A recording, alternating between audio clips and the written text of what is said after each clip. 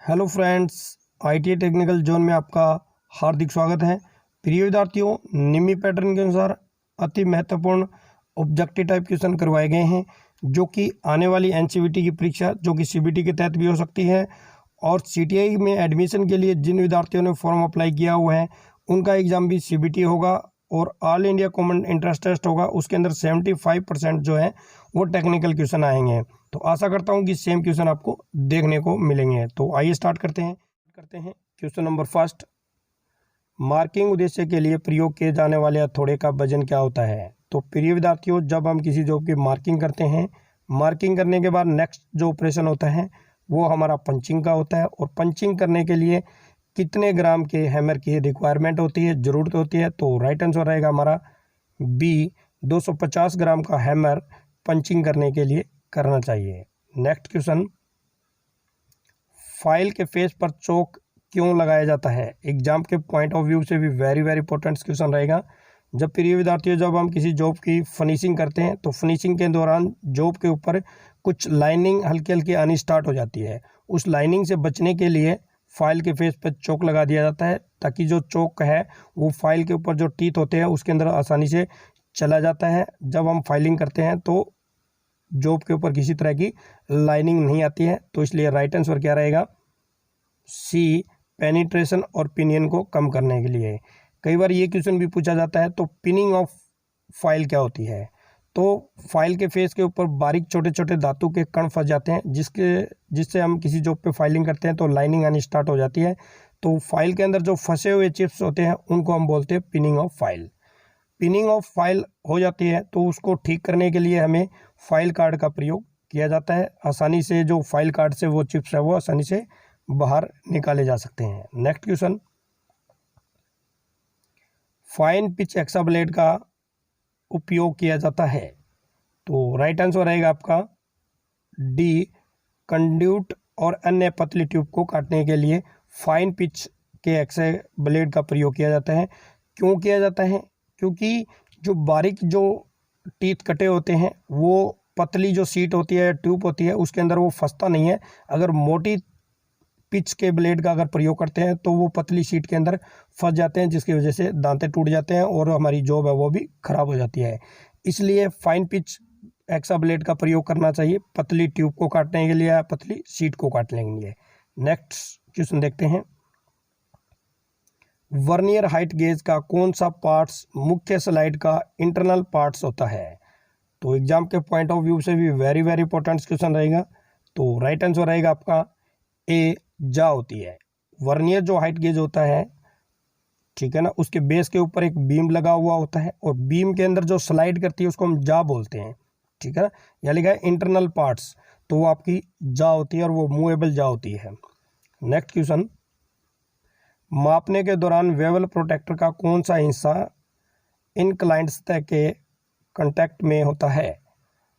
तो right answer रहेगा सी, blade जो होता है उसको हम किसी भी एंगल के ऊपर आसानी से घुमा सकते हैं, टेपर भी कर सकते हैं। 60 डिग्री 30 डिग्री जो भी 360 डिग्री का एंगल आसानी से किसी जॉब का हम माप सकते हैं।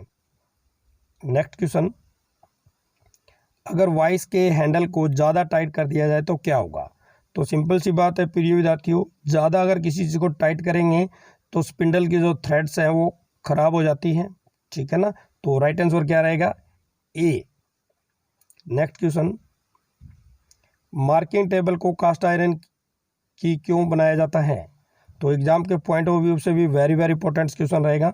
मार्किंग जो टेबल होती है इसलिए कास्ट आयरन का बनाया जाता है क्योंकि जब हम उसके ऊपर कोई लुब्रिकेंट वगैरह डालते हैं तो वो उसके अंदर आसानी से चला जाता है, ठीक है ना।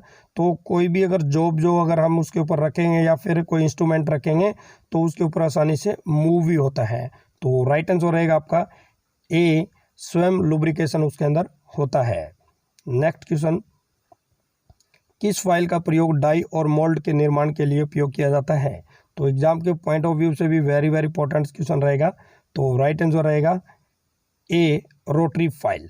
देखिए, रोटरी का मतलब प्रिय विद्यार्थियों क्या होता है? किसी भी इंटरनल पार्ट्स के अंदर फाइल को घुमाना, ठीक है ना। तो इस तरह की आपकी ये रोटरी फाइल होती है, तो आप देख सकते हो। नेक्स्ट क्वेश्चन, किस छेनी का प्रयोग कीवे काटने के लिए किया जाता है? तो राइट आंसर रहेगा बी, क्रॉस कट छेनी का प्रयोग किया जाता है। नेक्स्ट क्वेश्चन, मशीन स्पिंडल पर ड्रिल चक को कैसे पकड़ा जाता है? तो राइट आंसर रहेगा आर्बर। आर्बर किसको बोलते हैं? जो चक होता है, चक के ऊपर एक आर्बर लगी होती है, यानी एक सैंक सी लगी होती है, उसको हम आर्बर बोलते हैं। ये आर्बर स्पिंडल के अंदर फिट हो जाती है और उस आर्बर के ऊपर कौन सी टेपर कटी होती है? मोस्ट टेपर कटी होती है। नेक्स्ट क्वेश्चन, कौन सी गतिविधि ड्रिलिंग करते समय ड्रिल बिट के अत्यधिक घिसना और आवाज़ करने का कारण बनती है?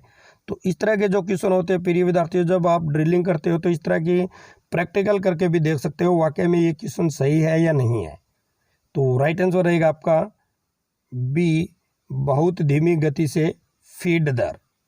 ठीक है ना, जब हम किसी भी जॉब के ऊपर ड्रिलिंग करते हैं, अगर हमारी जो फीड जो दर है बहुत धीमी गति से दे रहे हैं तो आवाज़ भी करेगा और घिसेगा, क्योंकि वो धातु तो काट नहीं पाएगा, तो इस वजह से क्या होता है, आवाज़ ज़्यादा बनती है। नेक्स्ट क्वेश्चन, कास्ट आयरन में ड्रिलिंग के लिए किस कटिंग फ्लूइड्स का उपयोग किया जाता है? तो एग्जाम के पॉइंट ऑफ व्यू से भी वेरी वेरी इंपॉर्टेंट क्वेश्चन है, क्योंकि कई बार एग्जाम के अंदर ये क्वेश्चन हमें देखने को मिलता है। तो राइट आंसर रहेगा आपका ए, ड्राई एयर जेट का प्रयोग किया जाता है।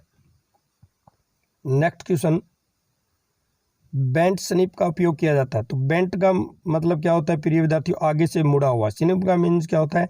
कैंची की तरह होता है। ठीक है ना, कैंची से तो हम क्या करते हैं, किसी कपड़े या सीट को आसानी से काटा जा सकता है, लेकिन इंजीनियरिंग लाइन के अंदर स्निप जो क्या होती है, कैंची होती है, जो कि पतली सीटों को काटने के लिए स्निप्स का प्रयोग किया जाता है। तो राइट आंसर क्या रहेगा आपका?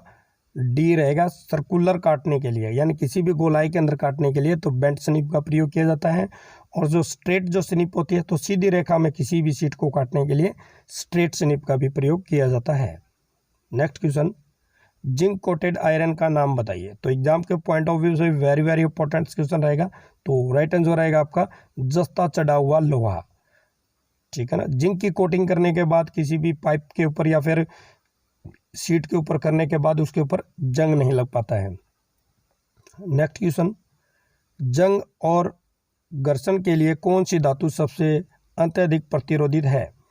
तो राइट आंसर रहेगा आपका सी, एल्यूमिनियम। नेक्स्ट क्वेश्चन, सोल्डर की सामग्री क्या है? यानी सोल्डर जो है वो किस तरह की धातु है? तो सोल्डर जो है प्रिय विद्यार्थियों वो सबसे शुद्ध धातु होती है। तो राइट आंसर रहेगा आपका सी। नेक्स्ट क्वेश्चन, ग्रोवर का उद्देश्य क्या होता है? तो एग्जाम के पॉइंट ऑफ व्यू से भी वेरी वेरी इंपॉर्टेंट क्वेश्चन रहेगा। तो ये क्वेश्चन शीट मेटल से संबंधित है। तो राइट आंसर रहेगा आपका सी, सीम को क्लोज और लॉक करना। सीम क्या होती है प्रिय विद्यार्थियों? दो सीटों को अगर आपस में एल टाइप में मोड़ कर, ठीक है ना, उसको अच्छी तरह जमाने के लिए, उनको पिंच करने के लिए ग्रोवर का प्रयोग किया जाता है। नेक्स्ट क्वेश्चन, रिवट के निर्माण के लिए प्रयोग किए जाने वाली सामग्री क्या है? तो अधिक जो प्रयोग होता है रिवट का जो प्रयोग किया जाता है, तो वो माइल्ड स्टील की जो रिवट जो होती है वो प्रयोग की जाती है। तो राइट आंसर रहेगा आपका डी। नेक्स्ट क्वेश्चन, पिंगला हुआ शोल्डर के साथ धातु के अक्षेत्र को कवर करने वाले ऑपरेशन का नाम क्या है? तो राइट आंसर रहेगा आपका डी, टिनिंग बोलते हैं प्रिय विद्यार्थियों उसको। ठीक है ना। नेक्स्ट क्वेश्चन, भारी सकारात्मक कार्यों में किस रिवट का प्रयोग किया जाता है? यानी भारी जो कार्य किया जाता है उसमें कौन सी रिवट का प्रयोग किया जाता है? तो राइट आंसर रहेगा आपका ए, पेन हेड रिवट का प्रयोग किया जाता है। कई बार क्वेश्चन ये भी पूछ लिया जाता है कि सबसे अधिक रिवट कौन सी प्रयोग की जाती है? तो वो की जाती है आपकी स्नैप हेड जो रिवट का प्रयोग है वो सबसे ज़्यादा किया जाता है, और भारी कार्यों के लिए पेन हेड रिवट का प्रयोग किया जाता है। तो प्रिय विद्यार्थियों, ये 20 क्वेश्चन मैंने करवा दिए गए हैं। आशा करता हूँ ये क्वेश्चन आपको जरूर पसंद आएंगे। तो फिर मिलता हूँ एक नई वीडियो के साथ, एक नए टॉपिक के साथ। तब तक आपको जय हिंद, जय भारत, वंदे मातरम।